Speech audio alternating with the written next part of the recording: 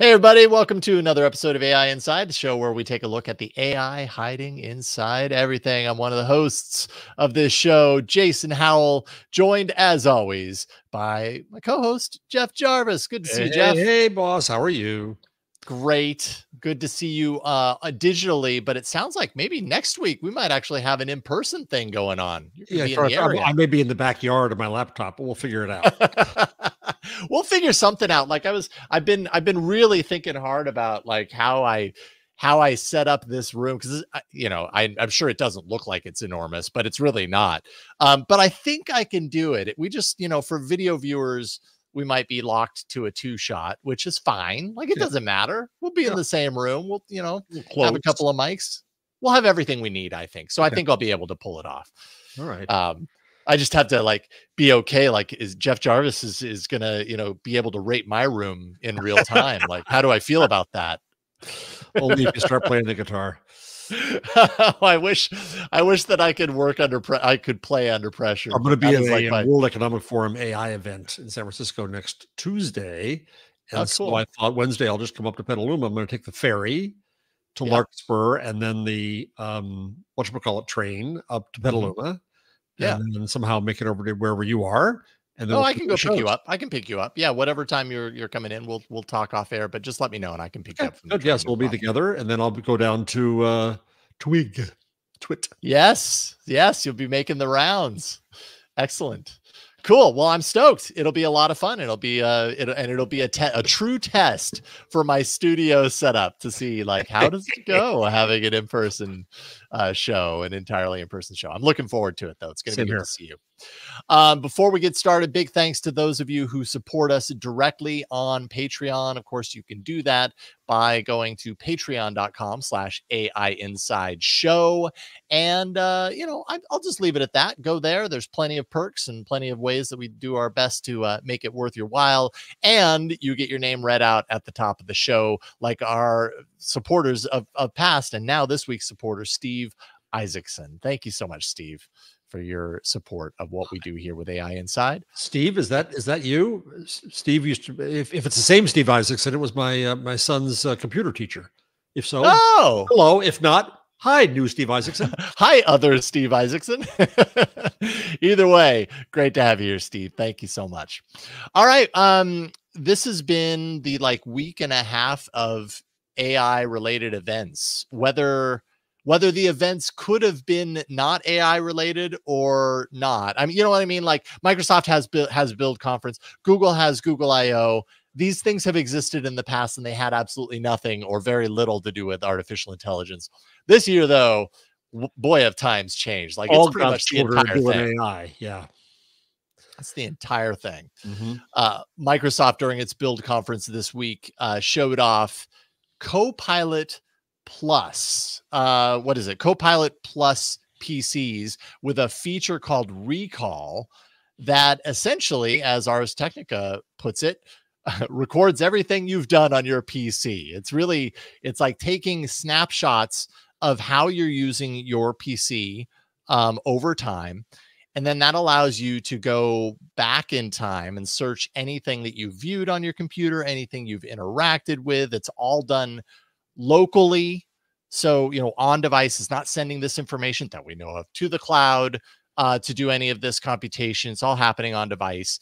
And I do wonder, and actually we'll talk about this in a second with some late breaking news, but how much that actually tampers down on privacy concerns that people might have. It's discoverable, I would imagine. I mean, with a subpoena, right? They can come. That's important. Is it really important? And I don't know because I don't follow Microsoft stuff closely, but what's their equivalent of incognito, and is it as less than fully secure in your mindset as Google's incognito turned out to be? Yeah. And 3, what ability do you have to erase it? Get rid of it, those are really great questions. People start freaking out immediately, and and I tend to be fairly calm about privacy stuff because my life is an open blog. I'm out there, I'm there. Easy to say that, I know, as a white man. But this one freaked me out a little bit. Well, yeah, because it's running in real time. It's monitoring how you're interacting with your PC. And Yeah, I mean, I don't know. It is a little strange. It's a paradigm that we haven't really crossed yet. Although at the same time, I think there are services and softwares that kind of have purported to do this so far, a third party. And now this is just Microsoft saying, okay, well, we're going to, I don't know if they're bringing it in the form of an app or if they're actually building it into the Windows experience. And if they're not building it into Windows now, will they do that eventually, And the real question to me, and Jason, again, you looked at this more than I have. What's the benefit you get for this?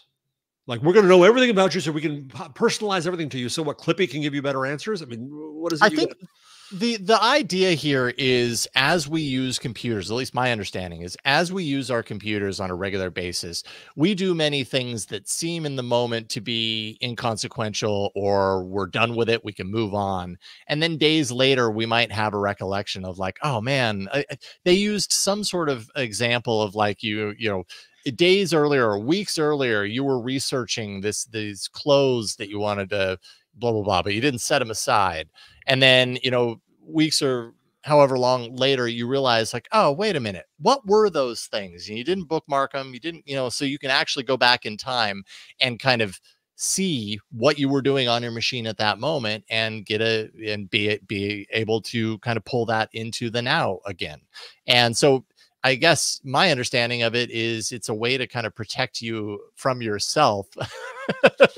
Just essentially making your computer usage searchable in whatever ways that might be helpful to you. Yeah, I mean, okay, but that's not. I think that's probably just as difficult to search and figure out. And I would guess what they're going to do with it is, because they're going to try to they're now advertising you, this is your AI PC. It's the PC with AI. And so they're going to try to use that to summarize things for you, or predict for you, or customize for you, or so on. Okay, but I really want to see a demo of that. Of what's the local computation that gives me value, and is it worth me having it record everything and being a little bit freakish all the time? Daniel says, Limitless does this. There are others that kind of purport, are building software and stuff to kind of do this sort of thing. Another example that they showed off that's, I guess, somewhat kind of tied into this is they showed off a gaming example where someone was playing Minecraft, and the AI that's on the system kind of running in real time is something that you can interact with and talk with, that can kind of give you pointers and kind of be your gameplay assistant or buddy or whatever you want to call them. Yeah, cheat. That maybe that's exactly what it is. But also real-time meeting translation, transcription of across apps and over. Well, that's fine. Languages. Turn that on when you want it. That's totally. Okay. Yep. That's nice. And there is actually some late-breaking news on this. The UK's Information Commissioner's Office has started inquiry into Microsoft to understand the safeguards that are in place to protect user privacy before the feature is released. So there's that, which I think we're going to see a lot more of that sort of thing around this feature. Anytime you're talking about the history of everything that you've done on your machine, like that's gonna make people a little nervous. Or so let me ask you a question here, Jason. Dr. Android. So you've been reporting on especially Android phones for what now? 2 years that have had tensor chips, that have said that they have AI resident, and so on and so forth. So it is kind of interesting to me that we didn't hear that with PCs until now. Is this just a marketing gimmick, or are there things that your Android phone can do because of AI, because of local processing, that your PC hasn't been able to do? Is there something that you could imagine that you'd want to bring over from your phone onto your laptop? Does it make any sense? Trying to track your question. So what is the thing that you can do on Android? On Android, because you have tensor chips and stuff there. Yeah. You have locally local dedicated AI for AI tasks. Right. You can do things like translation locally. You can do transcription locally. Sure. You can, it'll target ads for you if they ever get their sandbox act fully together. So that's the beginnings of what you can do on Android. Can you imagine things that you wish could be processed locally on your PC. And this is weird for me because since I'm a Chromebook guy, everything occurs up in the cloud anyway. Yeah. That's a really good question. I mean, so many of these features I feel are being integrated in so many different ways. It's kind of hard for me to keep track of what things actually require or benefit, from having that dedicated processor on the device versus going to the cloud for certain things. I mean, I think the overall benefit is, in a perfect world, it would all happen locally, because then, potentially that brings the latency and the speed of these processing tasks down. It protects on privacy, or at least gives us a sense of better privacy, because we're keeping it all on device and not sending it around, sending out all that information and everything. So I'm not surprised that Microsoft is doing this. I wonder if Apple is going to go down this road. We've got WWDC next month, and we largely expect Apple to more clearly define what their artificial intelligence play is going to be. I don't know that I necessarily see Apple doing this, and I also don't necessarily know that I see Android doing what Microsoft is doing here. Right. And but you just, man, you never know. I mean, one of the biggest, the bigger pieces of news related to Android from last week's Google I/O is just how deeply integrated Gemini is being built into the OS, which tells me that it could be possible to do some of this stuff. And but I think what keeps coming up for me on this, and this came up on Android Faithful last night, is starting to feel like a lot of these features and these check out what AI can do when it's integrated into your OS and all this kind of stuff are, again, solutions looking for a problem. Yeah, like, at the end of the day, is this something that people actually want? Or is this, oh, we've got this technology that can do all these things, so let's just throw that AI spaghetti against the wall in a million different ways, and no one asked for it. No one actually needs this, but they're proving it in the hopes that people will develop a need for it. I don't know. Or it'll help their stock price. Right, I think it's sometimes as simple as that. Oh, yeah. Yes. Because nobody asked for ChatGPT in search. And my opinion is it shouldn't be there. I think there's mixed reaction to Google's AI search. And now we got to have AI in everything. And again, I keep on saying this too. Google has put AI into everything for the last 5 years. I can't remember when the I/O we went to, when they kind of declared that shift. We are now an AI company, right? And Microsoft was behind. So Microsoft's going crazy trying to add truffles into everything they come out of the kitchen. And Google then thinks we got to catch up, when in fact it's Microsoft catching up to Google. Yeah, they're going back and forth. Yeah, they're kind of trailing each other along. You're right. Apple, right? Who knows? Who knows? Apple, who knows? It's going to be really, I'm going to be really curious to see kind of what that message is in light of all of this AI heavy craziness that we've felt, the past week and a half. But you're right. They're following each other. I mean, a large part of what we heard from Microsoft is very similar to what we heard from Google. Agents, Team Copilot. It's an AI assistant that's integrated into Microsoft Teams. It's going to help you manage meetings, take notes, track action items. That sounds a lot like what was it? Teammates, Google's Teammates that they mentioned last week. Introduction of AI agent capabilities for automation of tasks and workflows, stuff like that, similar to Gems that Google, they're all kind of offering the same thing. And I think the real big question is, okay, once you've done that, are the users going to be there actually kind of buying into this vision and buying into this idea? And I suppose that remains to be seen. Yeah, is it going to be I think that question must be answered before you find out whether this is a marketing benefit or not. You want to buy a laptop with AI inside? Well, what do I get for it? Right. That goes right back to the title of this show, and like my vision, or this image that I have in my mind, which I know I could never do because it would be a trademark violation, is the Intel inside, but with AI inside of it. Yeah. Like, I could just see Intel just be like, oh, now there's AI inside. Anyways, Microsoft also announced new multimodal Phi-3 vision model, which is, analyzing images, analyzing text as part of the Phi-3 small language model family, available on Azure as well. Oh, sorry, GPT-4o. This is another big piece of news. The GPT-4o model now available on Azure's OpenAI service. So you can do that multimodal capability as well using Microsoft. And then finally, and I thought this was interesting, I think you would find it interesting too, Khan Academy, a partnership with Khan Academy. We had Sal Khan on, however many, I think it was episode 10, to talk about how AI could really kind of improve classroom environments. And essentially this partnership means that Khan Academy is going to provide free AI teacher Khanmigo for all U.S. educators. So essentially their Khanmigo product for free to educators so that they can use it in the classroom and so you're motivated tutoring capabilities and all that. PC with AI inside. Yeah, very interesting. Sal Khan's been really busy the last week and a half. He's like, you could tell it's all been, with the book and these partnerships and everything. And he appeared with his son at the OpenAI event. So yeah, that's right. He's diving in the deep end. Yeah, keeping himself busy.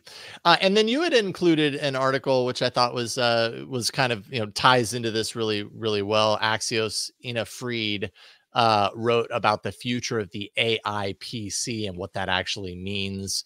And essentially, it's just this kind of moment where it seems like there's this big integration of AI into computers, very, very much like what Microsoft is doing with some of these announcements, and the fact that it requires those dedicated AI processors that we were talking about that we have on Pixel devices with the Tensor chip. It needs that neural engine, those neural processors to do a lot of this stuff on device. And you can just imagine we're going to see so much more of this in the coming, next few years, where PC companies lean in heavily to this. And again, my question is, okay, what is Apple going to do on that front? Are they going to join the herd, or are they going to do their own thing?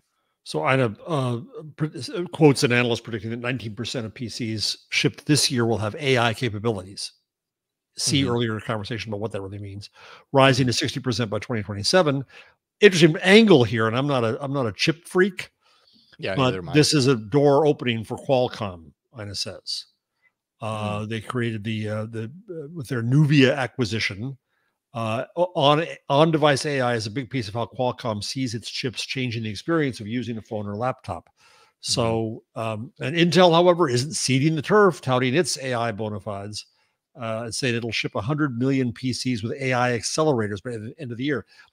It's like watching Apple 2 years ago.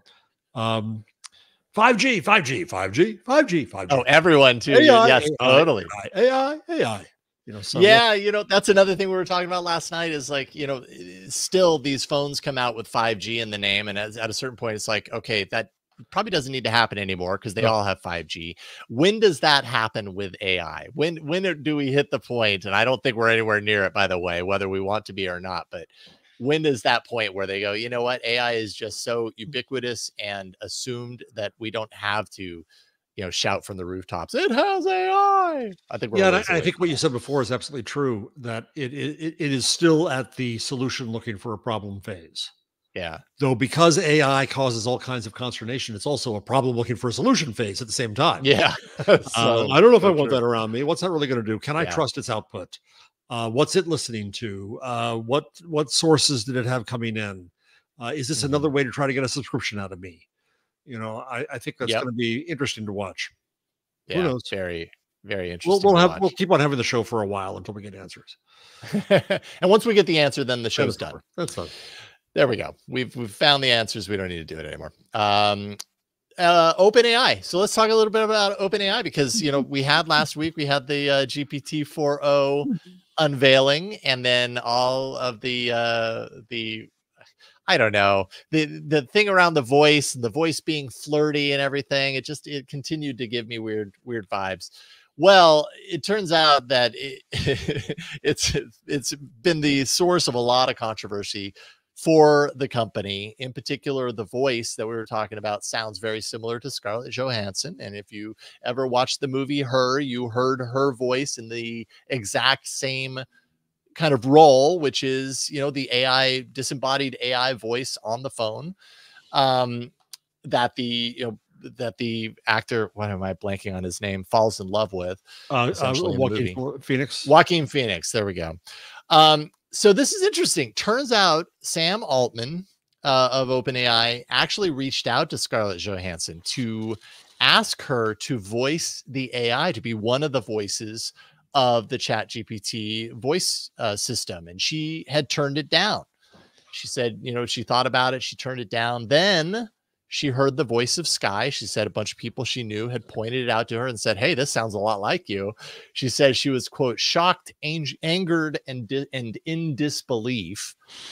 And, you know, none of this is made any easier by the fact that during the event, Sam Altman tweeted out a single word, her, while this was all being shown off, which really does, you know, goes far to link all of this together. Well, Your Honor, I didn't mean her. I meant her. You know what I meant to say? I meant to say here. I just wanted people to know that I'm on Twitter right now. And autocorrect. Dang it. You can't say that I didn't. Altman attempted to contact her before the event. Two days before, went to her agent, and asked for a reconsideration. They were done. It was scarletized. You know, yeah, it had already been done. Scarlet, yeah. And they were So, but let's think about that for a second. A reconsideration, if it's days before the event, like what was going to happen?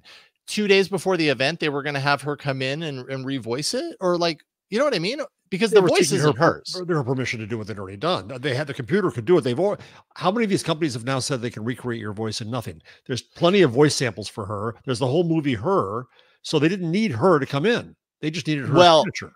But OpenAI released a blog post or some sort of an article that detailed how they recorded, how they hired and recorded all of the voices, because there's like a total of 5 voices. This is just one of them, called Sky. And they said specifically in that post that they hired an actress. They did not hire the actress because her voice sounded like Scarlett Johansson, is what they say. But I mean, the likeness is pretty darn uncanny. It's pretty darn close. Yeah. So I don't actually believe that it is Scarlett Johansson's voice. I do believe them when they say they hired someone to, you know, and that actress is the voice of it. I think it'll be interesting if that turns out to be not true. He's trusting. No, I think you think it's actually Scarlett Johansson's voice? I think they sampled her voice. Really? Well, I think they used a whole bunch of samples, maybe, but I would bet anything they sampled her voice. Some whistleblower may come out, because they went to. She said that in September they made an offer to her to do this. She turned them down, and she's active on this issue. She's a union activist.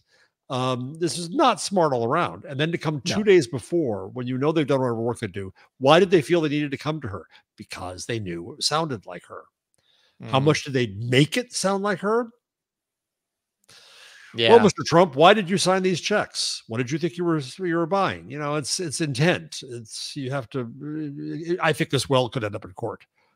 Now, if this isn't actually shaped by Scarlett Johansson, and it is entirely another voice actress that lent the voice, I mean, is there a case there? Because it's somebody else. Their voice happens to sound like it. Like, that's the interesting thing. Well, they also could have hired a Scarlett Johansson impersonator.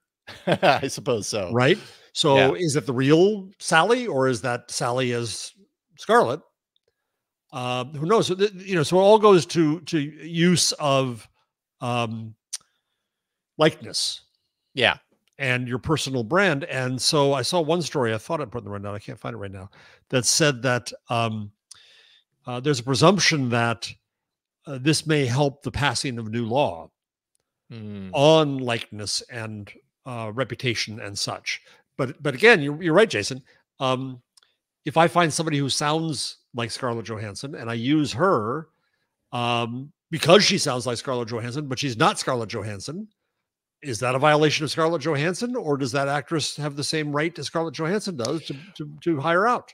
Right, because it's not like in the app it says this is the voice of Scarlett Johansson. Right. So they're not explicitly saying outwardly that it is, even though people will draw the correlation if they've seen the movie, if they're familiar with any of that, and the likeness of the sound, differences between the two voices.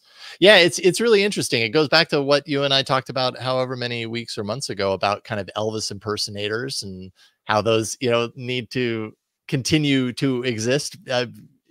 It's kind of a similar situation here. It's just with a voice.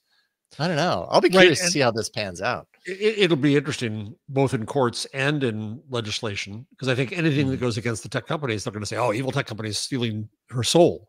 But the larger issue is, do you ever know what's real? And less and less do we rely on technology to know what's real. More and more we have to rely on human beings to know what's real. And when Scarlett Johansson says, that sounds like me, stop it. Right.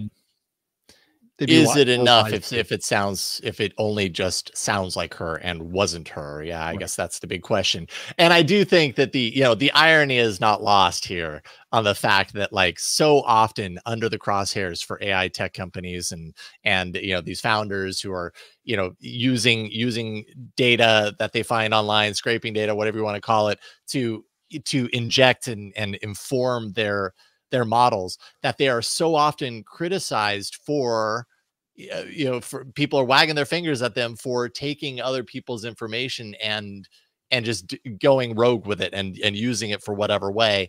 And then here we are in this situation where it's like an example of that, but a different kind of example of that. Yeah, it'll be interesting. So we just a reminder, I think we talked about this before. There is, in March, Tennessee passed the Elvis Act, right, which updated the state's protection of personal rights law to include protections for songwriters and other industry professionals' voices being misused by AI. So it could well. There was a case in the 80s involving Bette Midler, who sued Ford over commercials for its Mercury Sable, which I wouldn't think would be a Bette Midler kind of brand. They used an impersonator when she refused to sing for the campaign. The court sided with Midler. As so much of the law, the intent is important. If you want it to sound like Scarlett Johansson, so there's another. This is an information story about the law potentially. A law professor said that OpenAI's strongest argument is that they were going for a broad style of voice, but missteps weaken that defense, namely her. Right? Yeah, exactly. Dude, don't do that. Don't tweet out that word. The second the demonstration is happening, especially 2 days after you tried and failed to get Scarlett Johansson's sign off on this. That's not smart. Yeah, this is really going to be something interesting. Yeah. I mean, and if they do open the book, this does go into a court case and they do kind of open the books and everything. The immediate pulling of the voice, even though the voice, by the way, the voice has been around since mid to late last year. These voices have existed for some users. This is just the first time that, I think that the larger public heard it, and then also heard it with that kind of that new flirtatious tone thing that was going on there that was just a little icky and a little bit too reminiscent at that point, where it's all right, ding, ding, ding. Yeah, I think it wasn't just that it was sounding like a star. It was also that it was trying to be too ingratiating, too human, too saccharine, smarmy. That felt intrusive too. Don't try to suck up to me, machine. Right. You're just a machine. Keep that in mind. Tell me I'm handsome, machine. It went down that road real AI on the wall. Who's the fairest of them all? Right. And AI will always tell you what you want to know, what you want to hear. Oh yeah, for sure. That's kind of weird when you start getting into these voices that sound like other people and everything. Then suddenly Scarlett Johansson's telling you exactly what you want to hear, and I could imagine she wouldn't be too happy about that. And just real quick, related, more people on the OpenAI risk research team leaving. We knew, about Ilya Sutskever, Jan Leakey. Now the super alignment team, which is in charge or was in charge of examining existential danger of superhuman AI, is disbanded. Leakey said on Friday that the team had been sailing against the wind. And so it's no longer. Yeah, and I'm sorry for those of you who are regular listeners. I'm going to go off into a real quick TestRail rant here, in that I'm frustrated by the reporting of this. Media tend to accept the word safety at face value when it comes to these discussions about AI. Well, everybody in OpenAI is in the cult of AGI at X risk. The safety people, air quotes, are kind of the more fanatical about that. So one could argue in some views that the safety people are the least safe because they're the ones going on and on about X risk and all that stuff. And so when they leave, one could interpret it two ways. The safety people have left and there's no guardrails now. Or you could interpret the other way, is that the fanatic people about X risk and doomers left. And it's a hall of mirrors. It's really hard to figure out where does OpenAI really stand now on these issues. But media tend to not do their homework. Reporters don't do their homework about TestRail because it's so hard to explain. And they just say, well, there's no safety team now. What are they going to do? So. Yeah, and I'm realizing I have some stories kind of out of order. So I think we should probably have our next be the paper in Science. Sure. Which you had put in there, kind of shining a spotlight on AI doom once again, with a focus on managing extreme AI risks amid rapid progress, and really leaning into the extreme risk, things like irreversible loss of human control, weapons deployment, extinction of humanity, all this kind of stuff. And you actually wrote about this. Tell me a little bit about it. Yeah, so there was a paper there were a couple of things. There was a meeting in Seoul of AI people that I heard was kind of okay, trying to talk about managing risk and understanding risk, and that's all fine. I'm all for that discussion. I don't think it's so much out of there that came this paper, but a paper came out at the same time with 25 authors, including Jeffrey Hinton, one of the many fathers. AI has many fathers, and he's one of them. Yes. Joshua Bengio from Quebec, who's fairly well known, and Yuval Noah Harari. I'm not exactly sure how he ended up in there, but anyway, and Daniel Kahneman, may he rest in peace, is included as an author.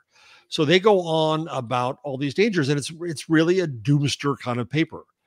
You already listed the problems that it could lead to: a large-scale loss of life and the biosphere, and the marginalization or extinction of humanity. And the problem I always have with this stuff is that it distracts from the very real current issues. And I always cite the Stochastic Parrots paper, which is very good, about the environmental risk, about anthropomorphization, see Scarlett Johansson discussion, about the harm to people who have to clean up data, and so on.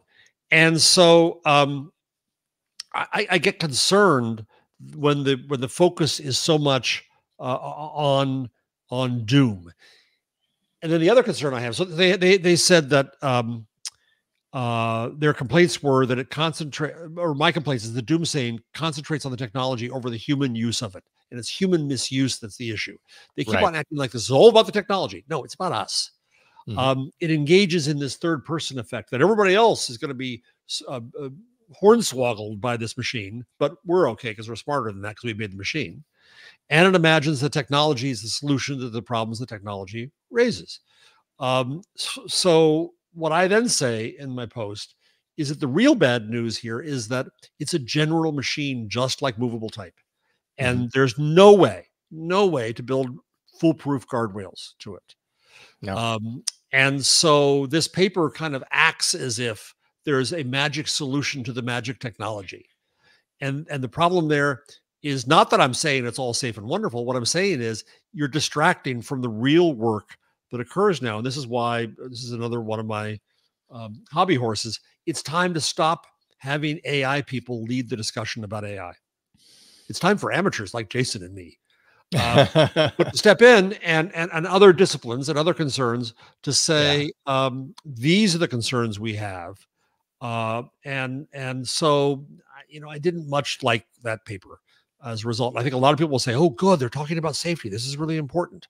But I didn't think that was so good. Meanwhile, there was I put another one up. There was a I think it was University of Pennsylvania, the Sunnylands Institute, Annenberg, brought together 25 people. A friend of mine named Wolfgang Blau, who's a journalist, Vinton Cerf, we all know, is one of the many fathers of the net. And Susan Ness, who's somebody I know well, former FCC commissioner, and some smart people. And so they came out with a paper that was just much saner. It's not very specific. It gave 5 principles of human accountability and responsibility, and they're all fairly obvious. Transparent disclosure and attribution, verification of AI-generated content, documentation of AI-generated data, a focus on ethics and equity, and continuous monitoring and oversight. Okay, not a big deal. I think we're getting overloaded in papers about AI, and at least in these 2, I saw some contrast.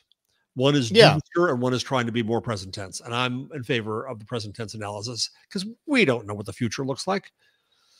Yeah. And I think the second paper that you're talking about here is really, it says right here in the new Strategic Council to Guide AI and Science, it's really about kind of looking for, as they say, opportunities that AI will actually bring to the table for sciences. And yes, looking at those unanticipated things that might be there, but if that is the entire focus, then you lose the forest for the trees. I think. It's very distracting. Yeah. Interesting stuff. Love it. I'm happy you put that in.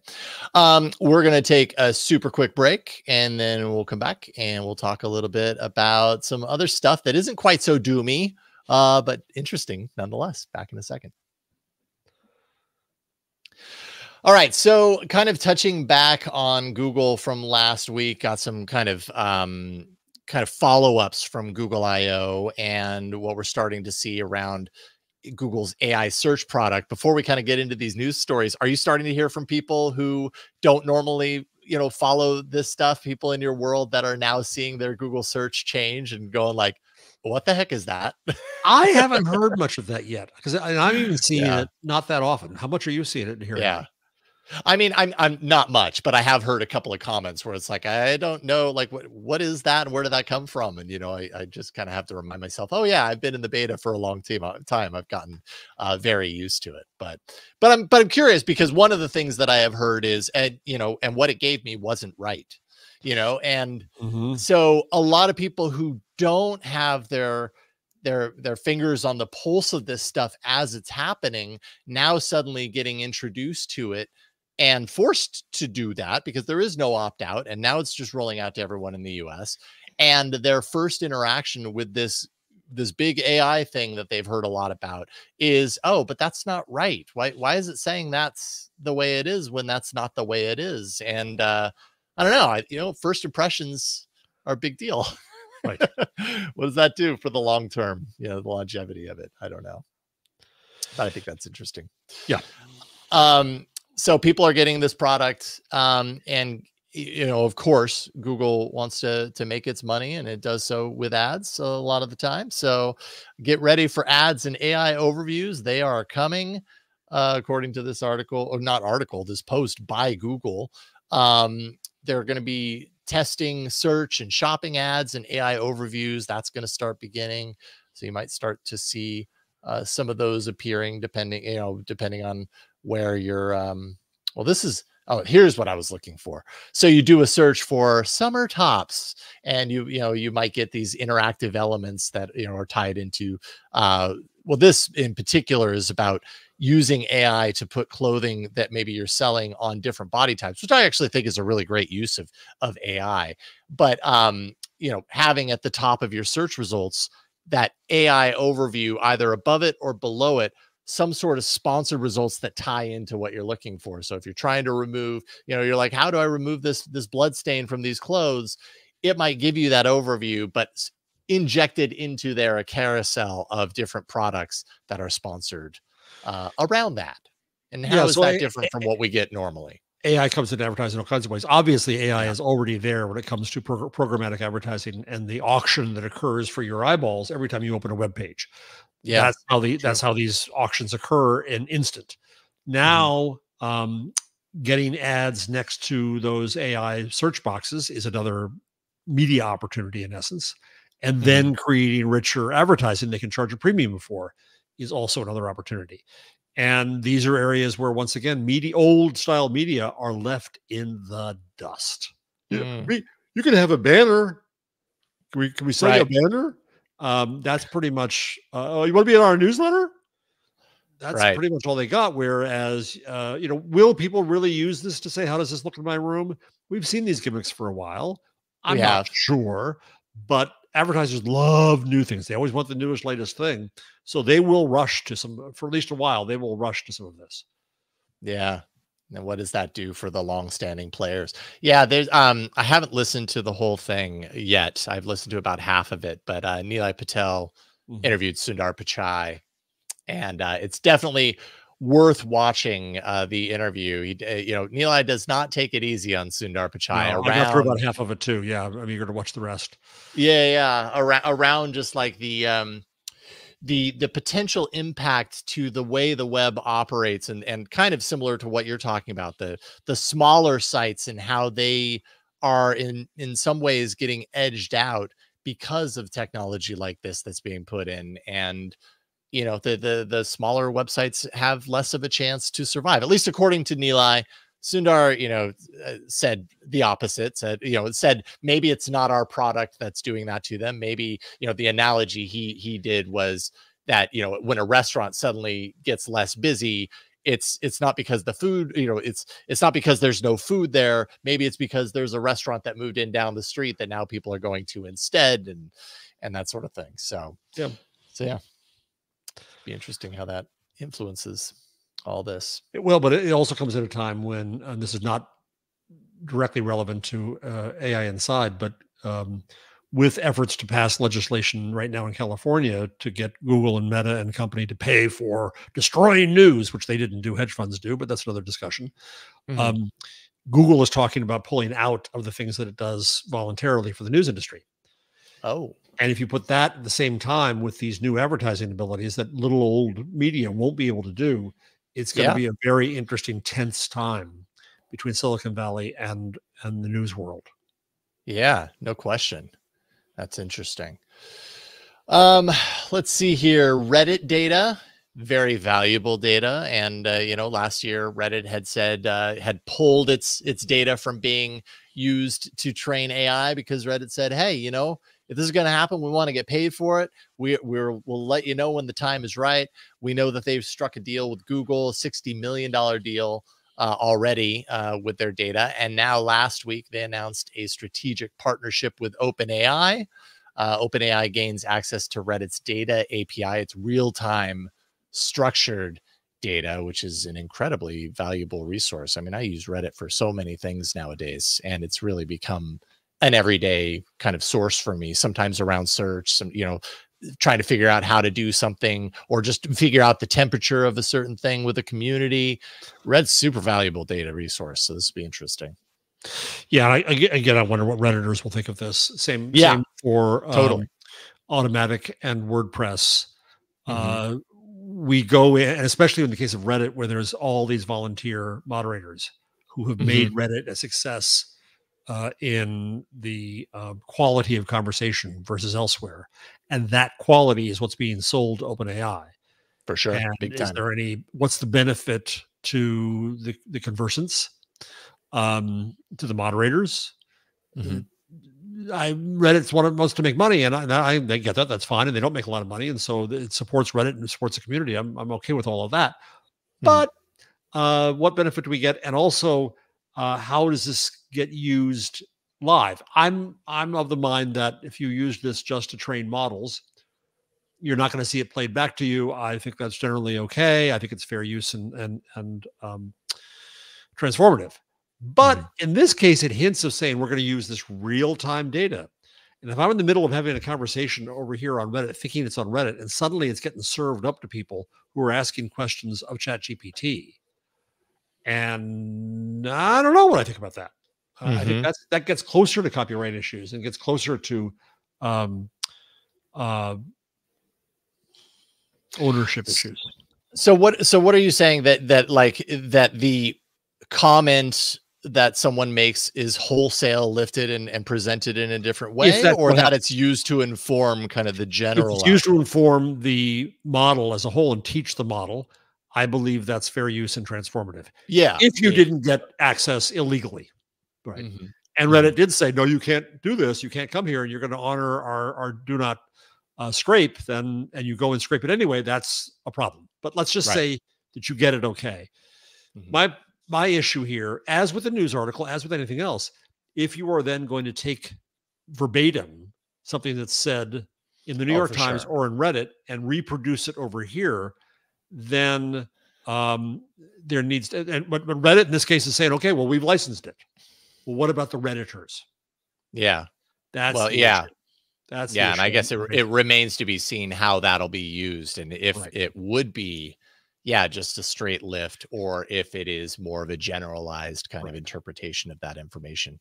If Yeah, you I write guess to the New York Times and your article gets quoted verbatim in OpenAI, but New York Times did a deal with OpenAI, well, then tough noogies, you're an employee.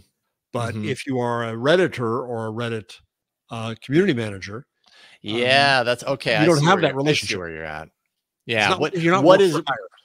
right?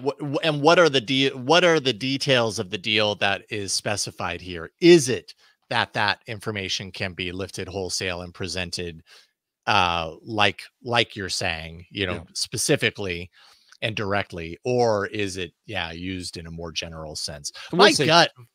My gut tells me that it would be more general, but maybe I'm optimistic. They just keep on talking about this value of the real-time conversations. Yeah, but I mean, the real-time conversations could still give an indication of the direction of sentiment, or you know what I mean, like without being specific, like this is what this Hey, person what are folks said. saying about? Yeah, totally, totally. Yeah. Folks seem to be generally positive about this thing, or whatever the case may be. But in that case, I am what I kind of want is it as value add to Reddit.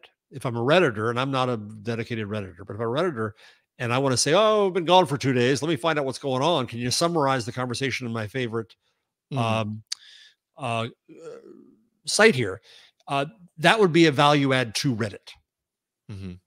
And I think that can be really useful. I get that, right? However, once again, if somewhere over on Bing, the conversation that you and I have about something is informs what's happening over there, and I don't even know it.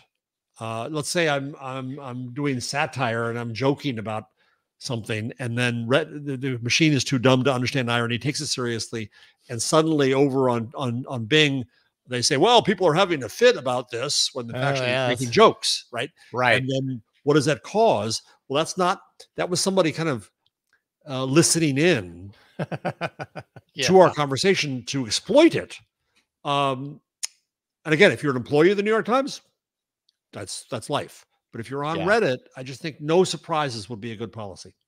Yeah, well, and as you said that, I was like, okay, yeah, Reddit is a home to many people who are very, dryly making uh jokes about a million different things just to make fun of it or whatever. So I think you're absolutely right. Yeah, how do you get that nuance? Because those communities aren't just pure information. No, A lot of times it's a lot of it's a lot of memery. It's it's a whole soup. Yeah, that's interesting. Hadn't considered that. yeah. Be curious to see how that interprets that. The Humane AI pin story is things are not going so Sorry, hot you right just now. mentioned it, and I have to start laughing. Oh my goodness. If the as bad as it gets reviews weren't enough, the company is seeking buyers, according to a report from Bloomberg, seeking between 750 million to $1 billion, which feels, I don't know, like a lot, Yeah, considering everything that has happened in the last couple of months. It was valued at $850 million by investors in 2023. Now, that was before their key product was skewered by reviewers last month. They are still working to iterate the device. They just actually last week brought GPT-4o to the device. There's that, but getting Quibi vibes. yeah. I think Quibi vibes. That's a good one. Yes, I like that. Yeah. The two questions. One, what is of value at Humane? Maybe it's an acquire. Maybe there's some talent there doing things. Okay. I don't think the hardware is of great value. I don't know that the software they have to date is of great value. So are there people of great value? Maybe. In that case, though, what's it really worth? The total investment in has been $230 million, according to Bloomberg. Yeah. Including, by the way, investors, including such as Sam Altman. Which is interesting because Sam Altman is apparently, working on some hardware with Johnny Ive. So, right. So, will the investors get paid back even? I doubt it. So it'll be quarters on a dollar if they were very lucky, and probably as an acquire. I just don't, unless there's some dumb money out there, and there is. This is, well, this is cooler than you know. It's really going to be wonderful. We can make this into, but it's still not worth $1 billion. No effing way. Yeah. Seems a little bit out there. I think we can start playing taps for Humane. If I had the sound effect, I'd start playing it. Maybe it's a little early for Humane taps, but I think it's in the horizon, on the horizon. I think it's maybe just a get well card. Okay, that works. Yeah, I'll go ahead and pick one of those up. And finally, Meta is working on AI earphones, and not just like earbuds, but they would have a camera on board. The information says that they've been designing a couple of different ways to do this, in-ear as well as over-the-ear formats to find the right approach. But of course, they're running into issues that we can probably all guess, things like obstruction. There's a camera on the device, like you got hair. How do you work around that? Overheating issues because it goes into the body, goes into your ear canal. And how does that get maintained and managed? But that's interesting. And I guess when I think about this, I'm kind of like, okay, well, I kind of see the glasses format, the glasses become small enough and normal enough looking that becomes the approach, but not everybody wants to wear glasses. So maybe maybe there are alternatives. Maybe, or you could be a cyclops and just put an eye in your head. Your own personal eye of Sauron. I like that. Yeah. That's our startup idea, Jeff. Let's I think so, Jason. It could be worth $1 billion before you know it. Exactly. Even if we get skewered, maybe we can get $1 billion buyout. Who knows? This also reminded me of the IO1, which we had talked about like a month ago. And I think it was the IO1 Pro or something like that. That was like $1,500. Yeah. I mean, who knows? But although this didn't have the camera involved, it's just a big hockey puck in your ear, I guess. So it's interesting. I mean, again, as we discussed on the show a few weeks ago, it's interesting to see people try on hardware, but so far, no winners. So far, no winners. I can't wait to see what you think. Do you have any buyer's remorse before getting your rabbit, or? No, it's really funny. I've actually considered doing a video about this because there's all, and by the way, the Rabbit R1, there was a video on YouTube that is definitely worth checking out. I wish I could remember off the top of my head the name of the channel that did it, but the founders behind it and everything, it's making some really serious claims about how much of a kind of a scam the company is, even with the device being what it is. So there's something brewing there too, getting kind of crypto vibes from that.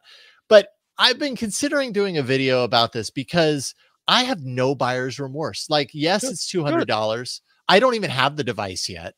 And I still have no buyer's remorse because at the end of the day, like, I didn't buy it really for it as much as I bought it for Perplexity. And I'm really happy with what I get out of Perplexity. And something to experiment with and learn from. And totally. It's a lot cheaper than $1,600. Yeah.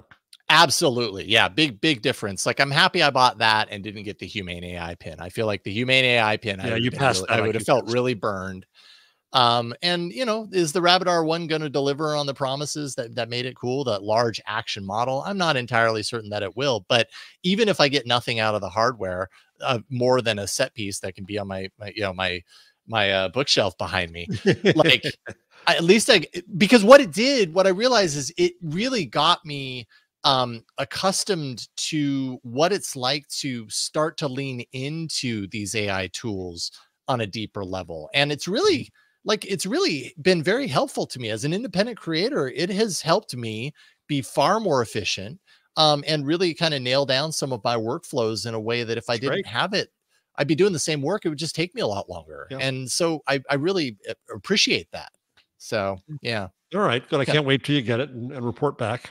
Totally. I am very curious, and I will give it a fair shake once I do get it. Who knows? By the time I get it, maybe they will have figured out some of this stuff, and but I'm not holding my breath on that. Yeah, I don't know. I agree. We'll see. It hasn't been good so far. So, and then related to this, Meta, you had put this article in there, their approach, according to the Wall Street Journal, which wrote an article about kind of their open approach, giving it away for free, the AI, and how that's so counter to what other big tech companies are doing with their AI, charging for the services.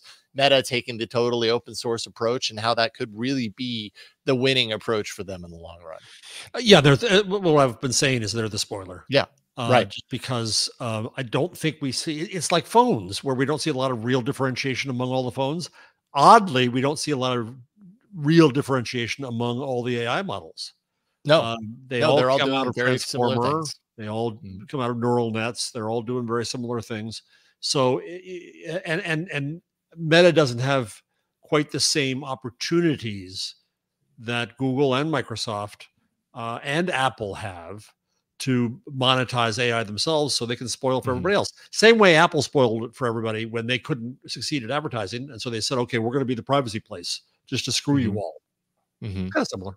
Just same way Android did following the iPhone. Well, we can't be the iPhone, so we're going to be the biggest thing because we're going to be free. I think it's a legitimate strategy. Yep. I think it is too. Really, all these services are charging $20. Although you have you've got OpenAI releasing GPT-4o for free. Google has its Gemma AI model. They have these free options, but neither is releasing the code the way Meta is. Neither is saying, here it is, businesses have at it. And Meta does have some limits, but I mean, those limits are pretty tall. Like you've got to be a pretty large enterprise to hit some of those limits. And I agree with you. I think Meta is taking a really interesting, almost Android approach to AI. And it could really be the strategy that takes them a lot further if they didn't. Let's just they have good people doing AI there. I have a lot of respect for Jan LeCun. I think that he's a saner version of the AI boys, and so I trust his prognostication. Yeah, right on. All right. Well, with that, we have reached the end of at least the news stories that we chose for this show. If you want to hear Jeff Jarvis talk about probably a few other AI stories that we didn't talk about, I'm sure you'll be talking about them on This Week in Google here in a little bit. Thank you for the plug. And Scarlett Johansson, yeah. Oh yeah, I know. Yeah, probably some of these stories gonna get some overlap for sure. It's hard not to talk about a nice OpenAI Scarlett Johansson story when they come up.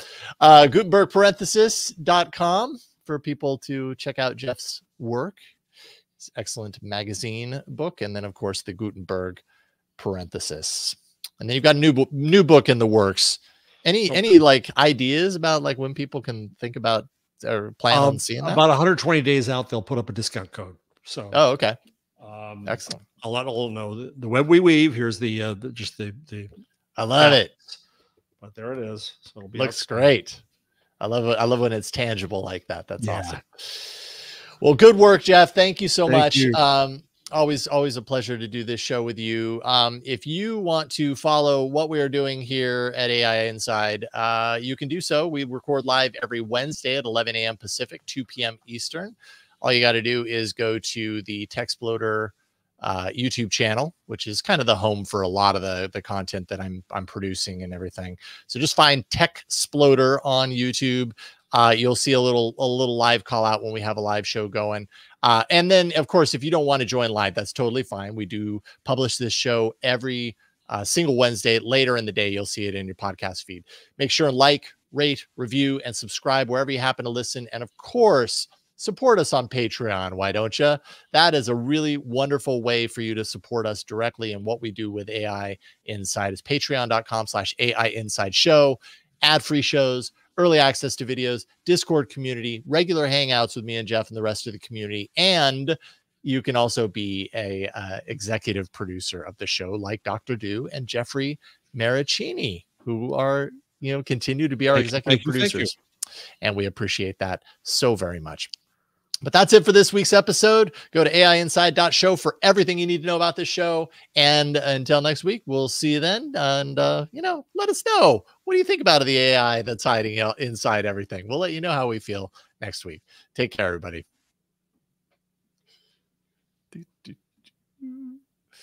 Okay. Oh, that's cool. I didn't see that before. I like that. Yeah.